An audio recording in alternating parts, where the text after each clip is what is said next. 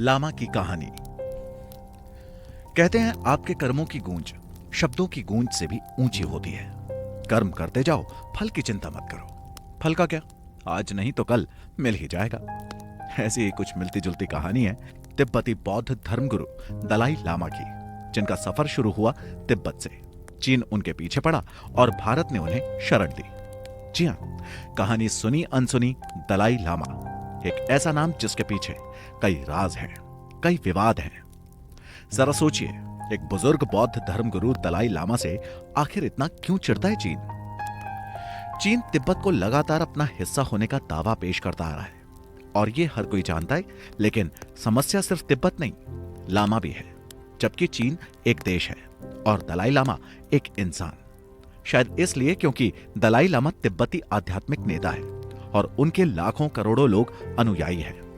लेकिन फिर भी सोचने वाली बात है कि एक आध्यात्मिक गुरु चीन जैसे शक्तिशाली देश का क्या बिगाड़ सकता है। इसे समझने के लिए हमें शुरू से शुरू करना होगा और जानना होगा दलाई लामा के इतिहास के बारे में, जिसके जिक्र से ही आप चीन का इतिहास भी समझ सकेंगे, क्योंकि चीन और दलाई लामा का इतिहास ही चीन का इतिहास है। तो इसकी शुरुआत होती है सन 1409 में, जब जेसे खाम्पा ने जेलग स्कूल की स्थापना की थी।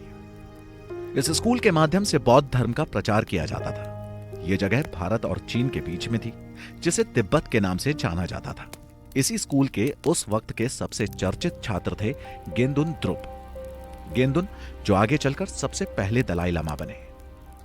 बौद्ध धर्म के अनुयायी दलाई लामा को एक ईश्वरीय लक्षण वाला व्यक्ति और ईश्वरीय करुणा के प्रतीक के रूप में देखते हैं। साथ ही इनके समर्थक इन्हें अपना नेता भी मानते हैं। वहीं दलाई लामा को एक शिक्षक के तौर पर भी देखा जाता है, जो अपने लोगों को सही रास्ते पर चलने की प्रेरणा देते हैं। तिब्बती बौद्ध धर्म के नेता दुनिया भर के सभी बौद्धों का मार्गदर्शन करते हैं। 1630 के दशक में तिब्बत के एकीकरण या अलग होने के वक्त से ही बौद्धों और तिब्बती नेतृत्व के बीच लड़ाई चलती रही है।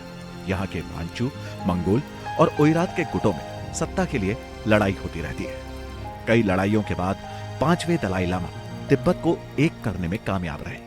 इसके साथ ही तिब्बत सांस्कृतिक रूप से संपन्न बनकर भी दुनिया में उभरा था, जिसका कारण था तिब्बत के एकीकरण के बाद यहां बौद्ध धर्म में संपन्नता आना, यानी बौद्ध धर्म का तेजी से बढ़ना।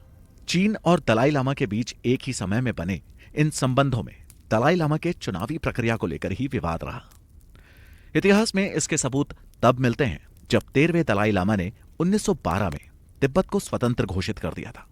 उसके बाद करीब 40 सालों के बाद चीन के लोगों ने तिब्बत पर आक्रमण किया। चीन का यह आक्रमण तब हुआ जब वहां 14वें दलाई लामा को चुनने की प्रक्रिया चल रही थी। उस वक्त तिब्बत को इस लड़ाई में हार का सामना करना पड़ा।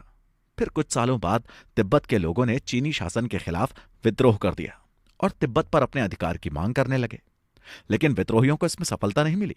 उस वक्त दलाई लामा को लगा कि अगर वो तिब्बत से नहीं निकले तो चीन के चंगुल में बुरी तरह से फंस जाएंगे, और फिर उन्होंने भारत का रुख किया।